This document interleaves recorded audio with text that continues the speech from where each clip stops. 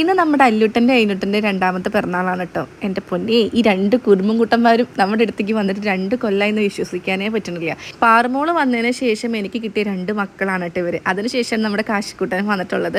രാവിലെ അമ്പലത്തിൽ കൊണ്ടുപോയിട്ടുണ്ടായിരുന്നു. പാൽപ്പായസവും ശർക്കര പായസവും കൊണ്ടുവന്നിട്ടുണ്ടായിരുന്നു. അവരെ പേരിൽ കുറേ വഴിപാടുകളുണ്ടായിരുന്നു. പിന്നെ ഇന്നൊരു ചെറിയ സദ്യയാണ്, വലിയ കാര്യമായിട്ടൊന്നുമില്ല, ഒരു കുഞ്ഞു സദ്യ. അതിക്ക് വേണ്ടിയിട്ട് പായസം ഉണ്ടായിരുന്നു. ഞങ്ങൾ എല്ലാ പ്രാവശ്യവും സേമിയ പായസം ഉണ്ടെങ്കിലും ഇപ്രാവശ്യത്തെ സേമിയ പായസം നല്ല ടേസ്റ്റ് ആയിരുന്നു കേട്ടോ. 3 പേർക്ക് മേലിട്ടിട്ട് ചോറ് കൊടുക്കുകയാണ് കേട്ടോ. ഇവർ ചോറ് കഴിക്കുന്നുണ്ടപ്പോഴാണ് ഞങ്ങൾക്കൊരു കാര്യം മനസ്സിലായത്.